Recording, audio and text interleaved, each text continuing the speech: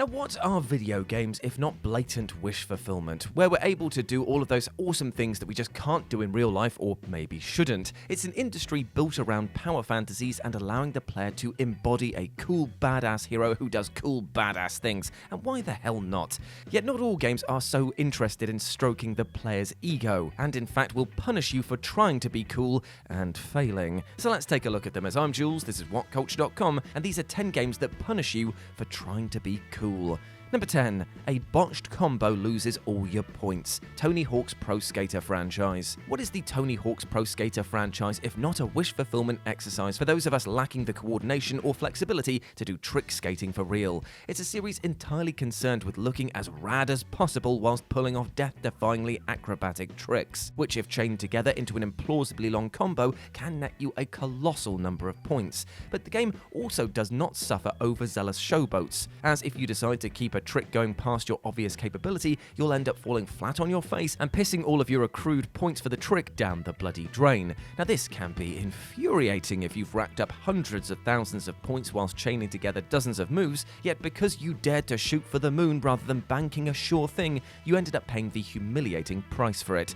This is even worse if it happens when playing in front of a friend or live streaming, so make sure you know that you can land that tricky combo before trying to show it off in possibly not quite polite company. Number 9. Dashing makes you trip over. Super Smash Bros Brawl. Now dashing is a basic aspect of movement in the Super Smash Bros series, but beyond that, it also looks pretty damn cool. Too cool for Nintendo apparently, who seemingly felt that peacocking players had to be brought back down to earth in Super Smash Bros Brawl. Now the game contentiously introduced the concept of tripping, whereby players could be forced to trip over due to various attacks, but far worse, there was a 1% chance that a player would also trip up when they performed a dash. Fans expressed near universal disdain for Nintendo's decision to add such an irritating, randomized element into their core gameplay, even if it was done as a misguided attempt to close the skill gap between players. Beyond the obvious issues it created with the competitive scene, which introduced chance into a serious contest, it simply penalized players for doing something as basic yet neat as moving across the ground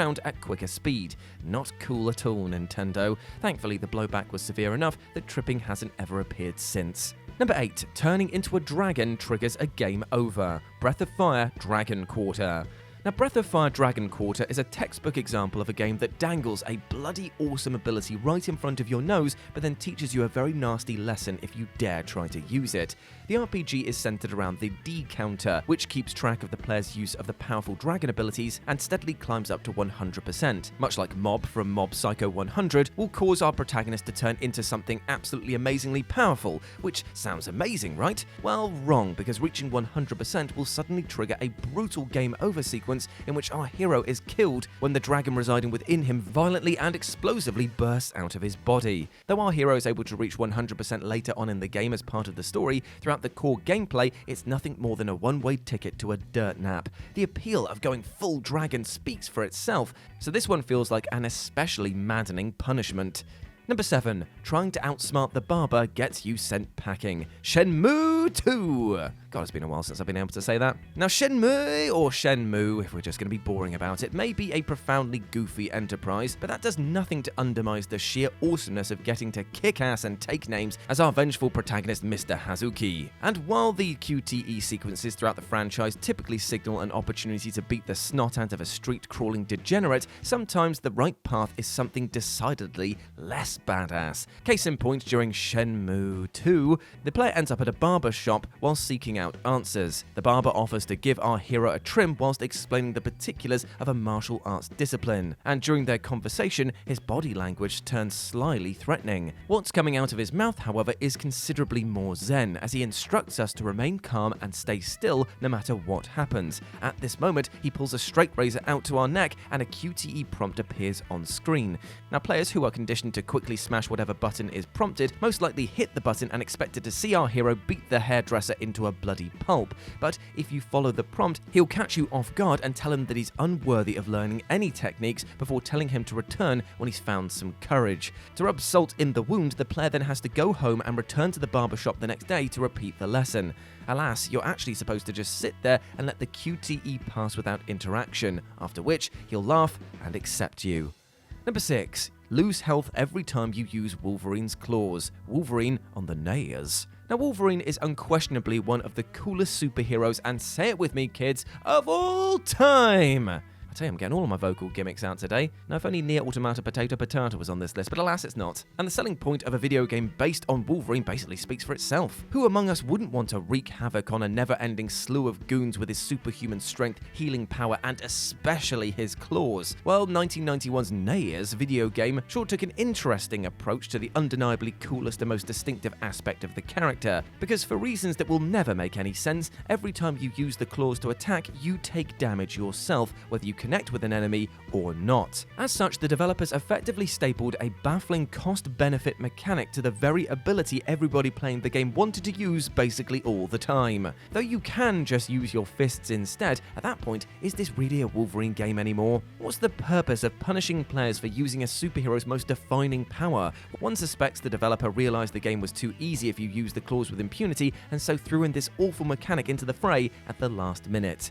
Number 5. Speeding gets you chased by the cops. Mafia. Now, we all know that speeding isn't cool in real life, but in video games, well, it's basically expected in the open-world games like Grand Theft Auto and its glut of "I'll be having some of that as well" clones, which largely don't offer up much of a punishment for players who brazenly decimate the highway code. That is, except for Mafia, which, while certainly one of the better action-adventure sandbox games released in the wake of GTA 3, isn't quite so permissive in the do whatever the hell you want stakes. Unlike GTA, Mafia's police are extremely strict when it comes to enforcing the laws of the road. Run a red light or start driving like a maniac without any regard for the safety of others, and you'll soon enough find the popo chasing you down. So much for taking a fun joyride across town without a care in the world, right? In fact, Mafia's cops are so on the ball that the game even has a speed limiter function, ensuring that you can't exceed the speed limit by accident and have to actively turn the feature off. Basically, Mafia isn't the game to take a chaotic tear across town and expect to suffer zero consequences.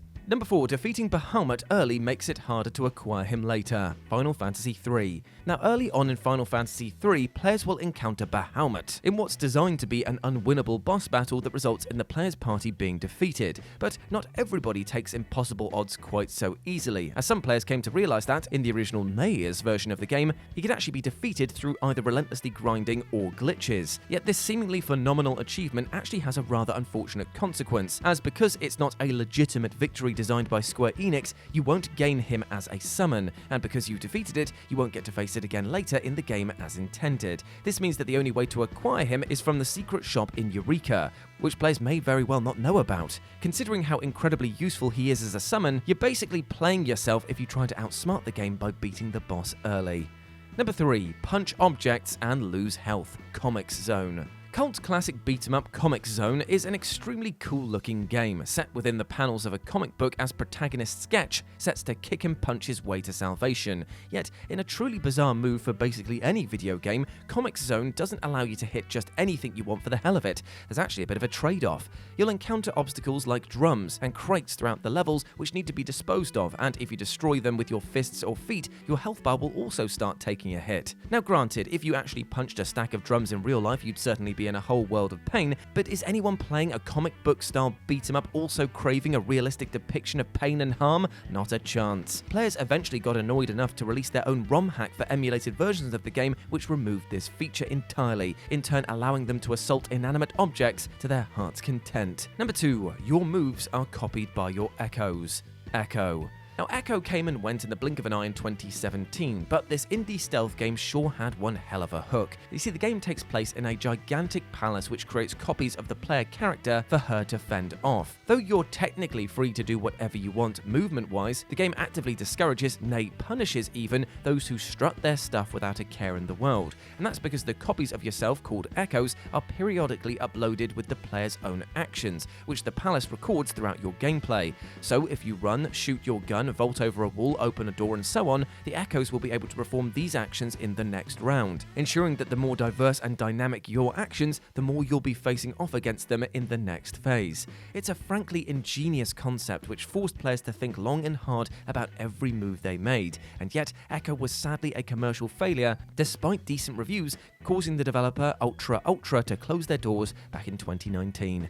And number 1, being slick nets you a game over. Disco Elysium. Now, Disco Elysium is a delightfully irreverent RPG and one which appears to reward players who think outside the box, but it's also a game with a profoundly dry, snarky sense of humour that clearly relishes putting the player through the ringer if they try to get too cute. Though the central skill check system is relatively forgiving and the game as a whole embraces the idea of not getting everything right, there are a number of outrageous gotcha fail states which will make short work of anyone who dares to posture. For example, in the opening minutes of the game, if you decide to stay in your pants rather than get dressed and reach for your necktie hanging from the ceiling, becoming the epitome of blasé, I do what I want, chill right, you'll suffer a sudden heart attack and die. More infamously, later on in the game, you're also able to die from sitting in an especially uncomfortable chair if your health is too low and you fail a skill check, causing another dreaded coronary. As much as Disco Elysium might superficially seem like a super cool slice of detective noir, make no mistake that protagonist Harry is a Hall of Fame level loser, and trying to do anything to the contrary will result in a swift course correction on the game's part. And there we go, my friends. Those were 10 video games that punish you for trying to be cool. I hope you enjoyed that, and please let me know what you thought about it down in the comments section below. As always, I've been Jules, and you can go follow me over on Instagram, where it's @RetroJ, but the O is a 0. Hope to see you over there. But before I go, I just want to say one thing. I know this might sound very uncool to say, but you, yes, you listening to this video, you are cool. You deserve love. You deserve happiness. You deserve success, my friend. And don't let anything or anyone else tell you otherwise, right? Because that is very uncool. Hope you smash your life goals today, my friend. Big love to you. As always, I've been Jules. You have been awesome. Never forget that. And I'll speak to you soon. Bye.